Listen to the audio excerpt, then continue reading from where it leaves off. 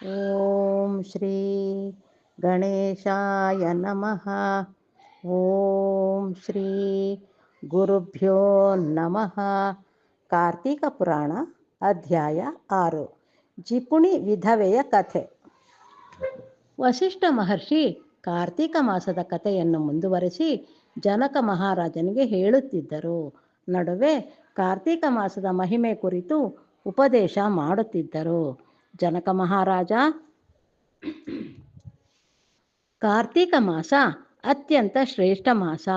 ಕಾರ್ತೀಕ ಮಾಸದಲ್ಲಿ ಪೂಜೆ ಪುನಸ್ಕಾರಗಳನ್ನು ಮಾಡಿದ ವ್ಯಕ್ತಿಗಳಿಗೆ ಸ್ವರ್ಗ ಪ್ರಾಪ್ತಿಯಾಗುತ್ತದೆ. ಶಿವನ ದೇವಾಲಯದಲ್ಲಿ ದೀಪ ಬೆಳಗಿದ ಭಕ್ತರು ಕೈಲಾಸವಾಸಿಯಾಗುತ್ತಾರೆ. ವಿಷ್ಣು ದೇವಾಲಯದಲ್ಲಿ ದೀಪಾರಾಧನೆ ಮಾಡಿದ ಭಕ್ತರು ವೈಕುಂಠವಾಸಿಯಾಗುತ್ತಾರೆ. ಶಿವ ಮತ್ತು ನಾರಾಯಣನ ದೇವಾಲಯಗಳಲ್ಲಿ ಪಂಚಾಮೃತ ಅಭಿಷೇಕ ಮತ್ತು ದೀಪಾರಾಧನೆ ಮಾಡಿದ ವ್ಯಕ್ತಿಗಳು 1000 ಯಾಗಗಳನ್ನು ಮಾಡಿದ ಪುಣ್ಯ ಫಲ ಗಳಿಸಿಕೊಳ್ಳುತ್ತಾರೆ. ಪ್ರತಿ ವ್ಯಕ್ತಿಯೂ ಕಾರ್ತೀಕ ಮಾಸದಲ್ಲಿ ದೀಪಾರಾಧನೆ ಮಾಡಬೇಕು. ತಾವೇ ಸ್ವತಃ ಕೈಗಳಿಂದ ಹತ್ತಿಯನ್ನು ಬಿಡಿಸಿ ದೀಪಗಳನ್ನು ಮಾಡಬೇಕು. ಇಡೀ ಕಾರ್ತೀಕ ಮಾಸ ದೀಪಗಳನ್ನು ಬೆಳಗುವುದರಿಂದ ಸಕಲ ಪಾಪಗಳಿಂದ ಮುಕ್ತಿ ಹೊಂದಿ ಪುಣ್ಯ ಗಳಿಕೆಗೆ ಭಾಜನರಾಗುತ್ತಾರೆ. ಬೆಳ್ಳಿ ಬಟ್ಟಲಿನಲ್ಲಿ ಚಿನ್ನದ ಬತ್ತಿ ಇಟ್ಟು ದೀಪಾರಾಧನೆ ಮಾಡಿದರೆ ಶ್ರೇಷ್ಠ. ಈ ಮಾಸದಲ್ಲಿ ಬ್ರಾಹ್ಮಣರಿಗೆ ದಾನ ಧರ್ಮ ದೀಪಗಳನ್ನು ದಾನ ಮಾಡಬೇಕು. ತಮ್ಮ ಶಕ್ತ್ಯಾನುಸಾರ ಅನ್ನ ಆಹಾರ ಊಟ ಉಪಚಾರ ತಾಂಬೂಲ ನೀಡಿ ಗೌರವಿಸಿ ಸತ್ಕರಿಸಿ ನಡೆಸಿಕೊಳ್ಳಬೇಕು. ಹೀಗೆ ಮಾಡುವುದರಿಂದ ನಿಮ್ಮ ಬದುಕು ಪಾವನ. ಪೂರ್ವಜನ್ಮದಲ್ಲಿ ಮಾಡಿದ ಪಾಪಗಳಿಂದ ಸಹ ಮುಕ್ತಿ ಹೊಂದಬಹುದು. ನಿಮಗೆ ಆರೋಗ್ಯ ಆಯಸ್ಸು ಲಭಿಸುತ್ತದೆ. ಇಹಲೋಕದಲ್ಲಿ ಮುಕ್ತಿ, ಪರಲೋಕದಲ್ಲಿ ಮೋಕ್ಷ ಸಿಗುತ್ತದೆ. ಹೀಗೆ ವಸಿಷ್ಠ ಮಹರ್ಷಿಗಳು ಜನಕರಾಜನಿಗೆ ಹೇಳಿದರು. ಕಾರ್ತೀಕ ಮಾಸದ ಮಹಾತ್ಮೆ ಬಗ್ಗೆ ಒಂದು ಕತೆ ಹೇಳಲು ವಸಿಷ್ಠ ಮುನಿಗಳು ಸನ್ನದ್ಧರಾದರು. ಬಹಳ ಹಿಂದೆ ದಕ್ಷಿಣ ಭಾರತ ಖಂಡದಲ್ಲಿ ಒಬ್ಬ ವಿಧವೆ ವಾಸವಾಗಿದ್ದಳು. ಅವಳು ಜಾತಿಯಿಂದ ಶೂದ್ರಳಾಗಿದ್ದಳು. ಅವಳಿಗೆ ಬಾಲ್ಯದಲ್ಲಿ ವಿವಾಹವಾಗಿ ಬಹಳ ಬೇಗ ಗಂಡನನ್ನು ಕಳೆದುಕೊಂಡು ವಿಧವೆಯಾಗಿದ್ದಳು. ಅವಳು ಕಡುಬಡವ ಹೆಂಗಸು. ತನ್ನ ಹೊಟ್ಟೆಪಾಡಿಗಾಗಿ ಅಕ್ಕಪಕ್ಕದ ಮನೆಯಲ್ಲಿ ಕಸ ಮುಸುರೆ ಕೈಗೆ ಸಿಕ್ಕ ಕೆಲಸಗಳನ್ನು ಮಾಡುತ್ತಿದ್ದಳು. ಅವಳಿಗೆ ಸಂತಾನ ಭಾಗ್ಯ ಇರಲಿಲ್ಲ. ಹಾಗೆ ಅವಳಿಗೆ ಯಾವ ಬಂಧು ಬಳಗ ಅಣ್ಣ ತಮ್ಮಂದಿರೂ ಇರಲಿಲ್ಲ.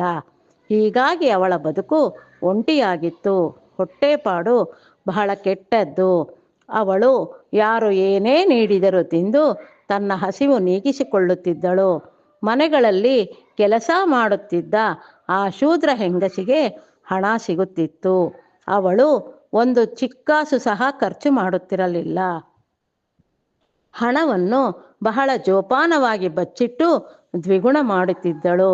ಯಾರಾದರೂ ಅವಳ ಬಳಿ ಸಾಲ ಕೇಳಲು ಬಂದರೆ ಅವಳ ಬಳಿ ಇರುವ ವಸ್ತುಗಳನ್ನು ತೆಗೆದುಕೊಂಡು ಅಡಮಾನು ಇಟ್ಟುಕೊಳ್ಳುತ್ತಿದ್ದಳು. ಪುನಃ ಆ ವ್ಯಕ್ತಿಗಳು ಬಂದು ವಸ್ತುಗಳನ್ನು ವಾಪಸ್ಸು ಪಡೆಯಲು ಯತ್ನಿಸಿದರೆ ಸುಳ್ಳು ಹೇಳುತ್ತಿದ್ದಳು. ನಾನು ನಿರ್ಗತಿಗಳು, ನನ್ನ ಬಳಿ ಹಣ ಎಲ್ಲಿದೆ? ನಿಮ್ಮ ವಸ್ತುಗಳನ್ನು ನಾನು ತೆಗೆದುಕೊಂಡಿಲ್ಲ. ನನ್ನ ಗುಡಿಸಲು ಭದ್ರವಾಗಿಲ್ಲ. ಯಾರೋ ಕಳ್ಳರು ಬಂದು ನಿಮ್ಮ ವಸ್ತುಗಳನ್ನು ಕಳ್ಳತನ ಮಾಡಿದ್ದಾರೆ ಎಂದು ಹೇಳಿ ದಬಾಯಿಸಿ ಜಬರ್ದಸ್ತ್ ಮಾಡಿ ಕಳುಹಿಸುತ್ತಿದ್ದಳು. ಜನರಿಗೆ ಬೇರೆ ದಾರಿ ಕಾಣಿಸುತ್ತಿರಲಿಲ್ಲ. ತಾವೇ ತಲೆಯಾಡಿಸಿ ಸುಮ್ಮನೆ ಹೋಗಿಬಿಡುತ್ತಿದ್ದರು. ವಿಧವೆ ಹೀಗೆ ಮಾಡಿ ಅಪಾರ ಹಣ ಸಂಗ್ರಹ ಮಾಡಿದ್ದಳು. ಯಾರಾದರೂ ಮನೆಗೆ ಬಂದರೆ ಒಂದು ಲೋಟ ನೀರು ಸಹ ಕೊಡುತ್ತಿರಲಿಲ್ಲ. ಜನರು ಅವಳನ್ನು ಜಿಪುಣಿ ಎಂದು ಹೀಯಾಳಿಸುತ್ತಿದ್ದರು. ಆದರೆ ಅವಳು ಮಾತ್ರ ತಲೆ ಕೆಡಿಸಿಕೊಳ್ಳುತ್ತಿರಲಿಲ್ಲ. ಹೀಗೆ ವರುಷಗಳು ಉರುಳಿತು. ವಿಧವೆ ವಾಸ ಮಾಡುತ್ತಿದ್ದ ಹಳ್ಳಿಗೆ ಒಬ್ಬ ಬ್ರಾಹ್ಮಣನು ಆಗಮಿಸಿದನು. ಅವನು ಮಹಾನ್ ತೇಜಸ್ಸು ಉಳ್ಳವನು. ಪರಮ ದೈವ ಭಕ್ತನು, ಪರೋಪಕಾರಿ ಆಗಿದ್ದನು. ಹೀಗಾಗಿ ಹಳ್ಳಿಯ ಜನರು ಅವನಿಗೆ ಗೌರವ ನೀಡುತ್ತಿದ್ದರು. ಅವನು ಹಳ್ಳಿಯಲ್ಲಿ ಸಂಚಾರ ಮಾಡುತ್ತಿದ್ದ ಸಮಯದಲ್ಲಿ ವಿಧವೆಯ ಸಂಗತಿ ಅವನ ಕಿವಿಗೆ ಬಿತ್ತು. ಅವನು ಆಕೆಗೆ ಬುದ್ಧಿವಾದ ಹೇಳಲು ಇಚ್ಛಿಸಿದನು. ಒಂದು ದಿನ ಅವಳ ಮನೆಗೆ ಬ್ರಾಹ್ಮಣ ಭೇಟಿ ನೀಡಿದನು. ಅವನ ಮುಖ ಪ್ರಶಾಂತವಾಗಿತ್ತು. ವಿಧವೆಗೆ ಬ್ರಾಹ್ಮಣ ತನ್ನ ಮನೆಗೆ ಬಂದಿದ್ದು ಪಥ್ಯವಾಗಲಿಲ್ಲ. ಬಾಗಿಲಿಗೆ ಬಂದ ಅತಿಥಿಯನ್ನು ಒಳಗೆ ಬನ್ನಿ ಎಂದು ಅವಳು ಆಹ್ವಾನಿಸಲಿಲ್ಲ. ಆದರೂ ಬ್ರಾಹ್ಮಣ ತಲೆ ಕೆಡಿಸಿಕೊಳ್ಳದೆ ಒಳಗೆ ಹೋದನು. ವಿಧವೆ ಹೆಂಗಸಿನ ಕಡೆಗೆ ನೋಡಿದನು. ಅವಳ ಮುಖ ಕೋಪತಪ್ತವಾಗಿತ್ತು. ಹೆಣ್ಣೆ, ನಿನ್ನ ಬಗ್ಗೆ ನಾನು ಹಳ್ಳಿ ಜನರ ಬಾಯಿಂದ ಕೇಳಿರುವೆನು.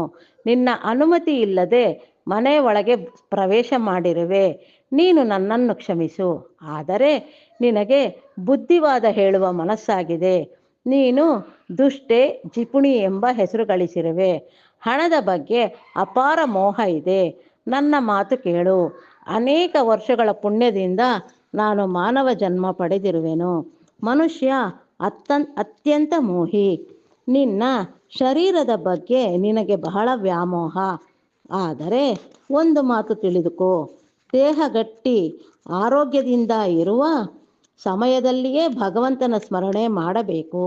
ಮನುಷ್ಯನಿಗೆ ಭ್ರಮೆ, ತಾನು ಸಾಯುವುದಿಲ್ಲ ಎನ್ನುವ ಮೂಢನಂಬಿಕೆ. ಕೈ, ಕಾಲು, ಕಿವಿ, ಕಣ್ಣು ಸರಿ ಇರುವ ಸಮಯದಲ್ಲಿಯೇ ಭಗವಂತನ ನಾಮಸ್ಮರಣೆ ಮಾಡಬೇಕು. ಆಗಲೇ ಭಗವಂತನ ಪ್ರೀತಿಗೆ ಪಾತ್ರನಾಗಬಹುದು. ಪರಮಾತ್ಮ ನಮ್ಮ ಆತ್ಮದಲ್ಲಿ ನೆಲೆಸಿರುವ ತನಕ ಮಾತ್ರ ಉಸಿರು. ಅವನು ನಮ್ಮನ್ನು ತೊರೆದು ಹೋದ ಮರುಕ್ಷಣ ನಾನು ಉಸಿರು ನಿಂತ ಕೊರಡು. ಹೀಗಾಗಿ ನೀನು ನಿನ್ನ ದುಷ್ಟ ಜಿಪುಣ ಬುದ್ಧಿಯನ್ನು ಬಿಟ್ಟು ಭಗವಂತನ ಮೊರೆ ಹೋಗು. ನಿನ್ನ ಜನ್ಮ ಧನ್ಯವಾಗುತ್ತದೆ. ನೀನು ಸ್ವಾರ್ಥಿಯಾಗಿ ಸದಾಕಾಲ ನಿನ್ನ ಬಗ್ಗೆ ಚಿಂತೆ ಮಾಡುವುದಕ್ಕಿಂತ ಪರರ ಚಿಂತೆ, ಬೇರೆ ವ್ಯಕ್ತಿಗಳ ಬಗ್ಗೆ ಕಾಳಜಿ ಮಾಡು. ಈ ರೀತಿ ಮಾಡುವುದರಿಂದ ನಿನ್ನ ಪಾಪಗಳು ನಾಶ ಆಗುತ್ತದೆ. ನಿನಗೆ ಇಹಲೋಕದಲ್ಲಿ ಮೋಕ್ಷ ದೊರಕುತ್ತದೆ. ಮನುಷ್ಯರಿಗೆ ಅರಿಷಡ್ವರ್ಗ, ಕಾಮ, ಕ್ರೋಧಗಳಿಗೆ ದಾಸ. ಅಂತಹ ದುಷ್ಟ ಗುಣಗಳನ್ನು ತ್ಯಜಿಸಬೇಕು. 4 ಜನಗಳಿಗೆ ಉಪಯುಕ್ತರಾಗಬೇಕು. ಕಾರ್ತೀಕ ಮಾಸದಲ್ಲಿ ವ್ರತ ಆಚರಿಸು. ದಾನ ಧರ್ಮಗಳನ್ನು ಮಾಡು. ಹರಿ ಮತ್ತು ಹರನ ಪ್ರೀತಿಗೆ ಪಾತ್ರಳಾಗುವೆ. ಪ್ರತಿನಿತ್ಯ ದೀಪಾರಾಧನೆ, ಪೂಜೆ, ಪುನಸ್ಕಾರ, ಹಸಿದು ಬಂದವರಿಗೆ ಅನ್ನದಾನ, ಬ್ರಾಹ್ಮಣನಿಗೆ ನಿನ್ನ ಕೈಲಾದಷ್ಟು ದಾನ ಹೀಗೆ ಮಾಡು. ಹೀಗೆ ಮಾಡುವುದರಿಂದ ನಿನ್ನ ಹಿಂದಿನ ಜನ್ಮದ ಪಾಪಗಳು, ಈ ಜನ್ಮದಲ್ಲಿ ಮಾಡಿರುವ ಕೆಟ್ಟ ಕೆಲಸಗಳು, ಜಿಪುಣತನ, ಮುಂದಿನ ಜನ್ಮದಲ್ಲಿ ಮಾನವ ಜನ್ಮ ತಾಳದೆ ಭಗವಂತನ ಪಾದಗಳಲ್ಲಿ ಲೀನವಾಗುವೆ. ನಿನ್ನ ಕೆಟ್ಟ ಗುಣಗಳನ್ನು ತ್ಯಜಿಸಿ ಉತ್ತಮ ವ್ಯಕ್ತಿಯಾಗಿ ಬಾಳು. ಬ್ರಾಹ್ಮಣನ ಮಾತುಗಳು ಬಡ ವಿಧವೆಗೆ ಸರಿ ಎನಿಸಿ ಸೂಕ್ತ ಎನಿಸಿತು.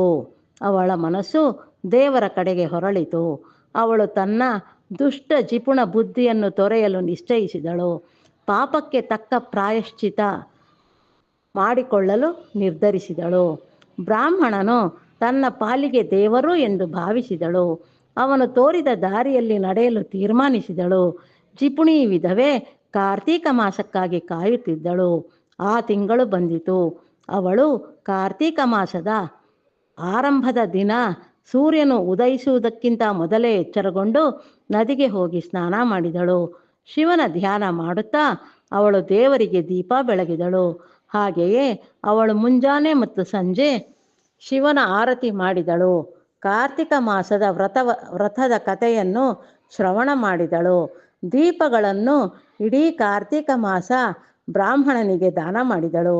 ಕಾರ್ತಿಕ ಮಾಸದ ಕೊನೆಯ ದಿನ ತನ್ನ ಕೈಲಾದಷ್ಟು ಆಹಾರ ತಯಾರಿಸಿ ದೀಪಗಳನ್ನು ತಂದು ಬ್ರಾಹ್ಮಣ ಸಮೂಹಕ್ಕೆ ದಾನ ಮಾಡಿದಳು. ಹೀಗೆ ಅವಳು ತನ್ನ ಜೀವನದ ಉದ್ದಕ್ಕೂ ಕಾರ್ತಿಕ ಮಾಸದ ವ್ರತ ಆಚರಿಸಿದಳು. ಅವಳು ತನ್ನ ಜಿಪುಣ ಬುದ್ಧಿ ಗುಣಗಳನ್ನು ತೊರೆದಳು. ಹೀಗೆ ಒಂದು ದಿನ ಅವಳು ತನ್ನ ದೇಹವನ್ನು ತ್ಯಜಿಸಿದಳು. ಅವಳು ಕೈಲಾಸದಲ್ಲಿ ಶಿವನ ಸಾನ್ನಿಧ್ಯ ಪಡೆದಳು. ಕಾರ್ತಿಕ ಮಾಸದ ವ್ರತದಿಂದ ಅವಳ ಬದುಕು ಪಾವನ ಧನ್ಯವಾಯಿತು. ವಸಿಷ್ಠ ಮುನಿಗಳು ಜನಕ ಮಹಾರಾಜನಿಗೆ ಕಾರ್ತಿಕ ಮಾಸದ ಮಹಿಮೆ ಕಥೆಗಳನ್ನು ಸವಿಸ್ತಾರವಾಗಿ ಹೇಳಿದರು. ಜನಕ ಮಹಾರಾಜನ ಕಿವಿಗಳು ಪಾವನವಾಯಿತು.